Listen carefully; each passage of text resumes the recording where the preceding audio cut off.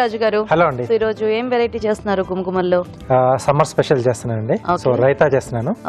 ఒక అంటే కొంచెం డిఫరెంట్ కాంబినేషన్ లో చేస్తున్నాను. మేతి బెండకాయ కాంబినేషన్ లో రైతా చేస్తున్నాను. సో రైతా అంటే జనరల్ గా ఎక్కువ వాటర్ వెజిటబుల్స్ తో చేస్తూ ఉంటారు కదా. సో ఇక్కడ బెండితో కూడా చాలా బాగుంటుంది. బెండి అలాగే పొటాటో సో ఇలాంటి వాటితో కూడా బాగుంటుంది.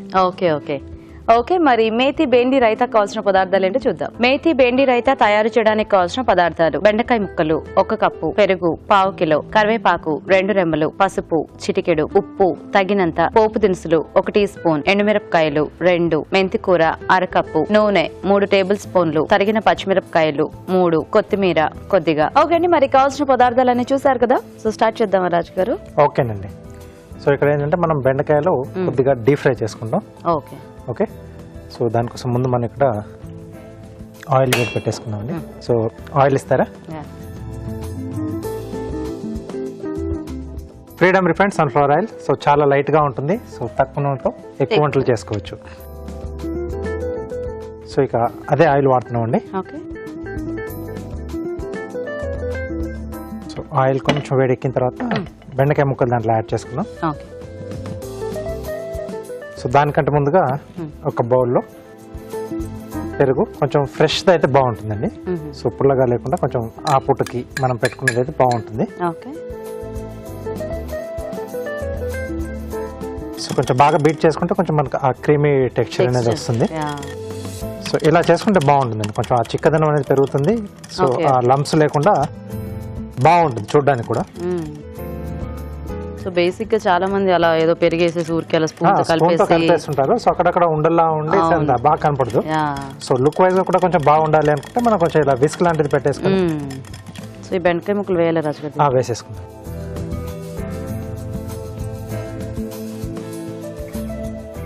సో ఇవి కొంచెం ఈ చిన్న సైజ్ లో కట్ చేసుకుంటే బాగుంటుందా? రైతా కాబట్టి కొంచెం చిన్న సైజ్ లో ఉంటేనే బాగుంటుంది. ఓకే. సో ఇవెల్లా మొత్తం మనకి అట్లా డ్రైగా అయిపోవాలా? కొంచెం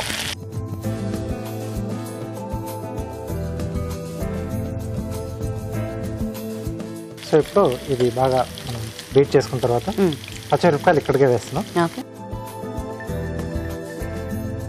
అలాగే సరిపడా ఉప్పు.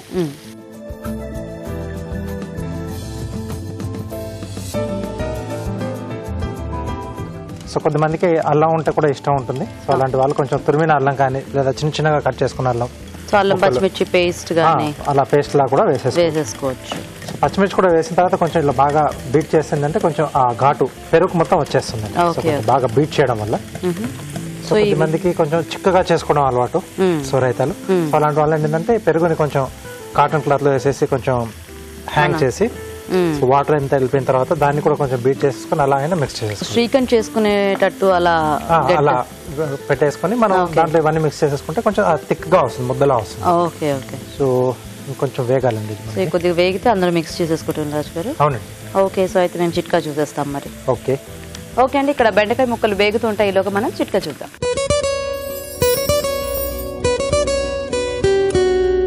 ఇప్పుడు మీకోసం మొదటి చిట్కా.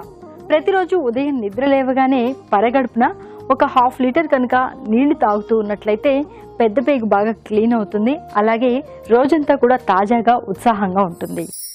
చిట్కా చూసేసారు కదా. సో ఇవి సరిపోతాయి రాజు గారు? బౌల్లోకి తీసేసుకున్నామండి. ఓకే. సో కొంచెం ఈ సైజ్ లో అయితే మనకి బాగుంటాయేమో కదా తినడానికి కూడా. చిన్నగా ఉంటేనే బాగుంటుంది. కొంచెం క్రిస్పీగా అంటే కొంతమందికి కరకరలాడుతూ కావాలనుకుంటే మనం ఎండింగ్ లో కూడా పైన కొద్దిగా మనం యాడ్ చేసుకుని సర్వ్ చేసుకునేప్పుడు. ఎందుకంటే ఆల్రెడీ వేయించేసాం కాబట్టి కొద్దిగా మనకి ఆ టేస్ట్ ఎలాగూ కొంచెం బాగానే ఉంటుంది. కొంచెం పెద్ద ముక్కలు అయితే మనకి అంతగా సెట్ అవుదేమో కనుక చిన్నగా ఉంటేనే బాగుంటుంది. ఓకే. సో ఇప్పుడు అది రెండు కూడా రెడీ అయిపోయి. ఓకే. సో కొద్దిగా ఆయిల్. ఓకే. సో దీంట్లో ఎండుమిరపకాయలు,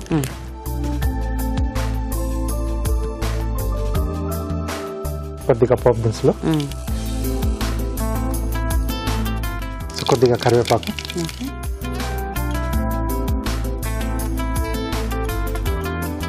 తర్వాత మేతి అనుకున్నాం కదండి. సో ఇక్కడ మేతి వేసేసి కొద్దిగా వేయించుకుందాం. Okay okay. సో ఇప్పుడు మనం సింపుల్ గా ఓన్లీ బెండకాయతో కూడా చేసుకోవచ్చా రాజు గారు? బాగానే ఉంటుందా? బెండకాయతో కూడా చేసుకోవచ్చు, చేస్తూ ఉంటారు. సో బెండి రైతా. Okay okay. సో ఏదన్నా మనం సింగిల్ వెజిటబుల్తో చేసుకోవచ్చు. ఇలా కొంచెం అడిషనల్గా మేతి వేయడం వల్ల ఏంటంటే ఇంకొంచెం టేస్ట్ పెరుగుతుంది దానికి. ఓకే ఓకే, సో దీంట్లోనే కొద్దిగా పసుపు. ఓకే,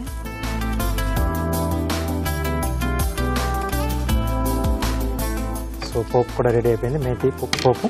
సో ఫస్ట్ ఏంటంటే మనం ముందుగా రెడీ చేసుకున్న కర్డ్, దీంట్లో బెండకాయ ముక్కలు, వేయించిన బెండకాయ ముక్కలు, సో మనం రెడీ చేసి పెట్టుకున్న మెంతికూర పోపు,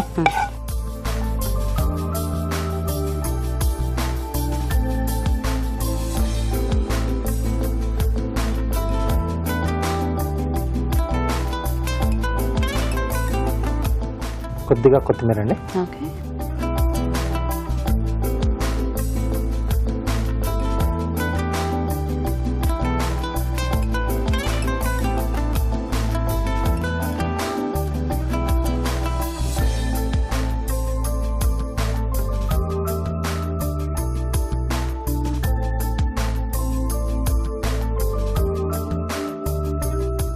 ఓకే, ఓకే, సో బెండకాయతో రైతా రెడీ. ఓకే, మరి మేతి బెండి రైతా రెడీ అయిపోయింది. టేస్ట్ చూసే ముందు తయారీ విధానం ఇంకోసారి చూద్దాం. మేతి బెండి రైతా తయారు చేసే విధానం: ముందుగా పెరుగులో తరిగిన పచ్చిమిరపకాయలు, ఉప్పు వేసి కలిపి పక్కనుంచాలి. ఒక పాన్ లో నూనె వేసి బెండకాయ ముక్కలు వేసి వేయించి పక్కనుంచాలి. పాన్ లో కొద్దిగా నూనె వేసి ఎండుమిరపకాయలు, పోపు దినుసులు, కరివేపాకు వేసి వేయించాలి. దీనిలో మెంతి కూర, పసుపు వేసి వేగనివ్వాలి. పెరుగు మిశ్రమంలో వేయించిన బెండకాయ ముక్కలు, పోపు మిశ్రమం వేసి బాగా కలుపుకోవాలి. ఆపై కొత్తిమీరతో గార్నిష్ చేసి సర్వ్ చేసుకుంటే మేతి బెండి రైతా రెడీ.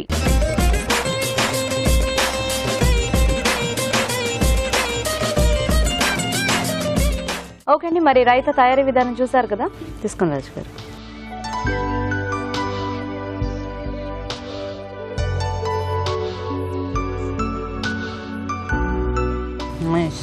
బెండకాయ ఫ్లేవర్ తెలుస్తుంది. మీన్వైల్ మేతి బాగా వేయించి వేసేసాం కదా, సో మొత్తం పెరుగు మొత్తం ఆ ఫ్లేవర్స్ మొత్తం బాగా పట్టేసాయి. అండ్ పైనుంచి కొద్దిగా బెండకాయలు క్రంచీగా కూడా యాడ్ చేశారు కదా, సో అవి ఇంకా టేస్టీగా ఉన్నాయి.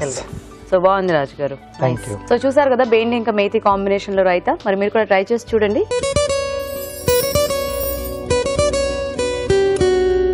ఇప్పుడు మీకోసం మొదటి చిట్కా.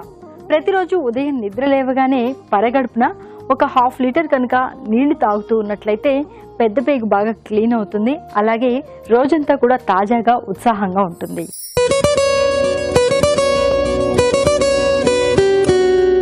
ఈ రోజుల్లో చాలా మందికి కంటి నిండా కమ్మటి నిద్రే కరువైపోతుంది.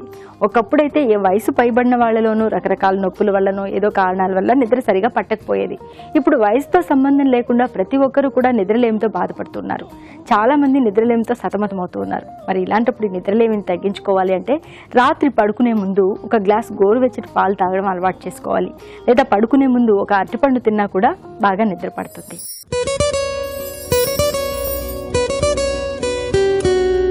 చాలా మంది తిన్నది అరగకపోతే వాము నీళ్లు తాగుతూ ఉంటారు. ఇది చాలా మంచి పద్ధతి, ఎందుకంటే వాములో చాలా రకాల ఔషధ గుణాలు దాగున్నాయి. అందుకే ప్రతిరోజు రాత్రి పడుకోబోయే ముందు వాము కొద్దిగా నమలడం కానీ, లేదా కొద్దిగా వాము వేసుకుని లేదా పొడిలాగా చేసి వేసుకుని కొద్దిగా నీళ్ళలో వేసుకుని తాగడం కానీ ఇలా చేస్తూ ఉన్నట్లయితే కడుపు నొప్పి, గ్యాస్ ప్రాబ్లమ్స్, అజీర్తి ఇలాంటివన్నీ తగ్గిపోతాయి. అలాగే జీర్ణక్రియ కూడా సాఫీగా జరుగుతుంది.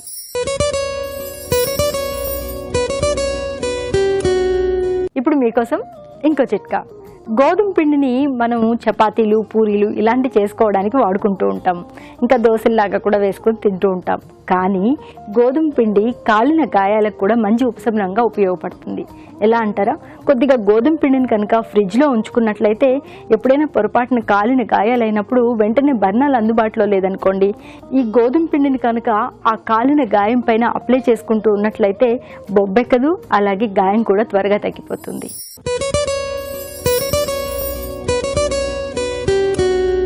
కీళ్ల నొప్పులు అంటే నిజంగా ప్రత్యక్ష నరకం అని చెప్పుకోవచ్చు. కీళ్లలో నొప్పులు, పోట్లు బాగా బాధిస్తూ ఉంటాయి. కూర్చోవాలన్నా, లేవాలన్నా, పడుకోవాలన్నా, ఏం చేయాలన్నా కష్టంగా ఉంటుంది. మరి కీళ్ల నొప్పులు తగ్గించుకోవడానికి చిన్న చిట్కా. కొద్దిగా కొబ్బరి నూనె తీసుకుని అందులో పుదీనా రసం కలుపుకొని బాగా మిక్స్ చేసుకుని కీళ్ల మీద మృదువుగా మర్దన చేసుకుంటూ ఉన్నట్లయితే కీళ్ల నొప్పుల నుంచి ఉపశమనం దొరుకుతుంది.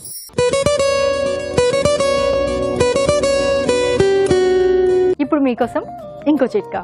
రోజు ఉదయాన్నే నానబెట్టిన బాదం పప్పులు కనుక తినడం అలవాటు చేసుకున్నట్లయితే పిల్లలకి పెద్దలకి అందరికీ మంచిది. జ్ఞాపక శక్తి పెరుగుతుంది, బ్రెయిన్ బాగా షార్ప్గా తయారవుతుంది, ఎముకలు కండరాలకు బలం చేకూరుతుంది, అలాగే చర్మం పొడిబారిపోవడం అనే సమస్య కూడా తగ్గుతుంది.